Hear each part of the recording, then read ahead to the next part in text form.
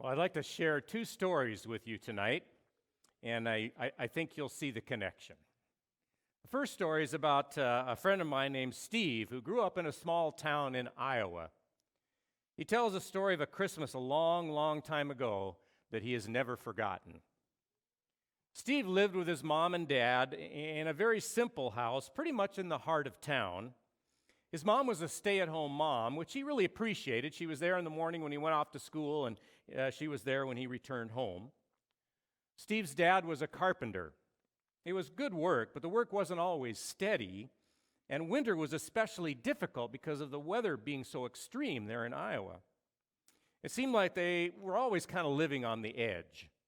They had pretty much everything they needed, but there never seemed to be enough money for many luxuries. Well, Christmas was only a month away, and the town was beginning to look a lot like it. The various shop owners were decorating the stores for the season, and a beautiful white blanket of snow covered the ground.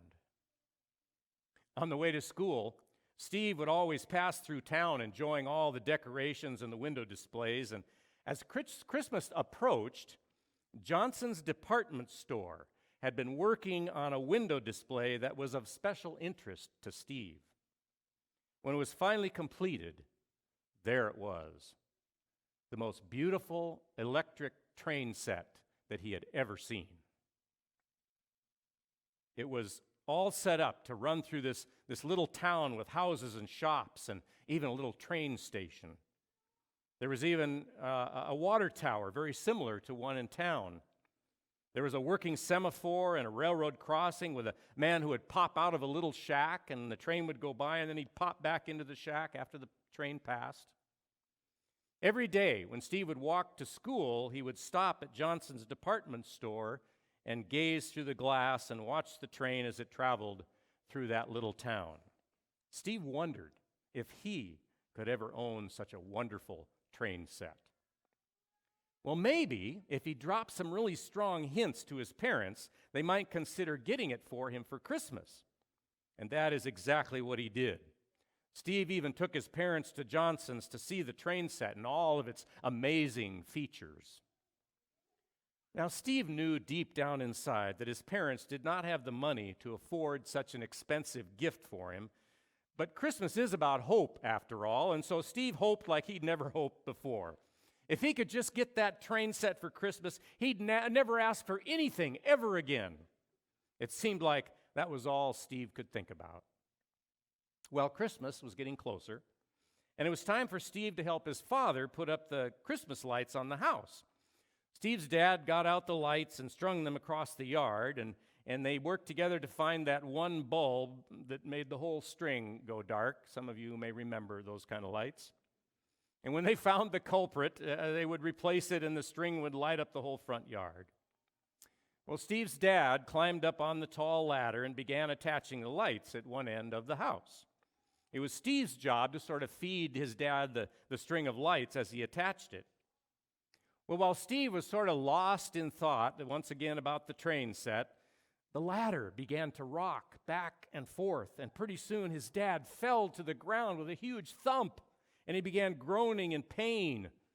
Well, Steve rushed into the house to get his mom, who called the aid car, and as they were carrying his dad off to the hospital in the aid car, Steve said he was terribly embarrassed to admit that the first thought to enter his mind was, there goes the electric train set.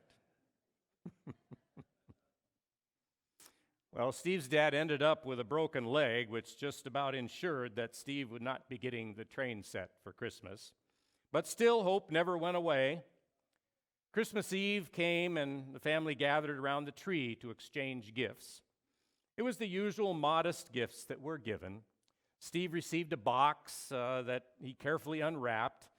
It was a fine new pair of red mittens, which he really did need.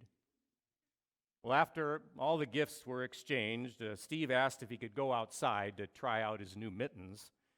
His real reason for going outside was not to try out the mittens, because he assumed they would probably work just fine. What he needed was to get away from his mom and dad for a moment, because he didn't want them to see his disappointment. He needed to be able to cry a little without anyone seeing him. Well, as Steve stood outside wearing his new red mittens, the snow was just beginning to fall, adding to the blanket that was already on the ground. And it was truly beautiful. As he reflected on his disappointment, he could hear the old steam train that always came through town way off in the distance. And he heard the characteristic whistle of the train and the bell and the chug, chug, chug as the train came closer and closer. And when the train finally arrived in the little town station, he heard the release of steam, and he saw the semaphore light up and the flags change, and then the crossing came down to stop the non-existent traffic that Christmas Eve. He looked up at the big water tower with the name of the town written across it, and as the snowflakes fell on his upturned face, Steve's disappointment subsided.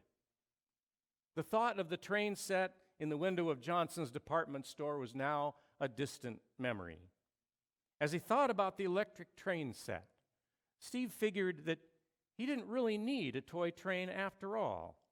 You see, he realized that he was living right in the middle of the train set. Story number 2.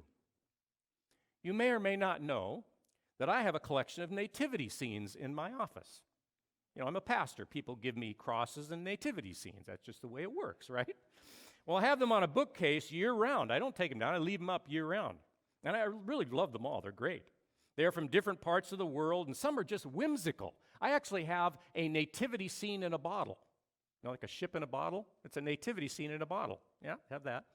And I have one of my favorite nativity scenes is made up entirely of different breeds of dogs. I think I got this on the screen for you there.